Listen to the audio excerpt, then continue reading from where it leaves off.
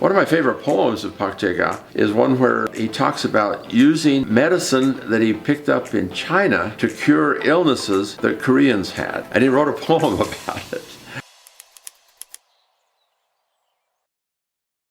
Bak Jega and bakjiwon were members of the northern school of Silhak, and they were both influenced by their travel to China and the things they learned and saw in China. And they were both scientists, really interested in science. You think in the modern university, you take science classes in the science building, you take humanities classes in the humanities buildings, but they did both. They combined them. They were scientists as well as humanists. So they shared that in common. Bak Jega was one of the four librarians, all famous scholars who suffered from the limitation of being soja and coming from soja lineages.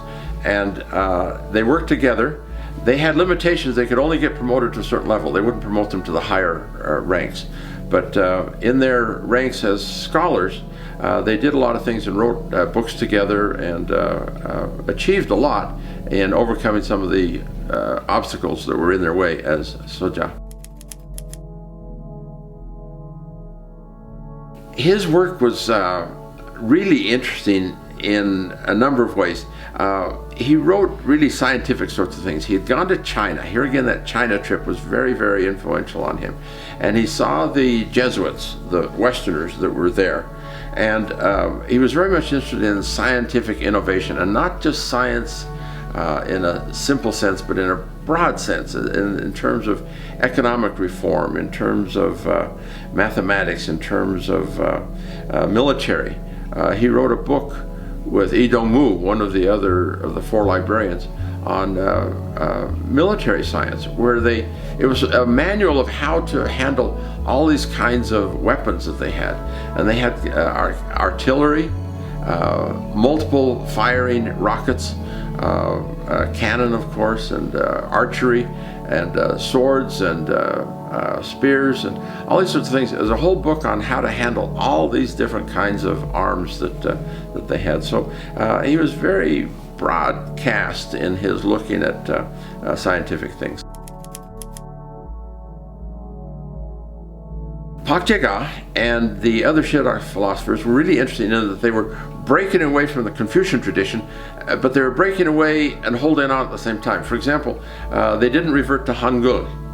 They wrote all their things in Hanja, because that was the symbol of the scholar, to write things in these Chinese characters in the Hanja. And as such, to be recognized as a scholar, they had to be able to write. And they wrote poetry as well as the scientific and technical sorts of things. One of my favorite poems of Bak Jega is one where he talks about using medicine that he picked up in China to cure illnesses that Koreans had. And he wrote a poem about it. And it was really marvelous, because it's this interesting blend of the scientific and the humanitarian, or the humanist, in him. And he wrote several other poems. Any scholar who's worth his salt could write poetry in Chinese characters. So that was Bak Jega.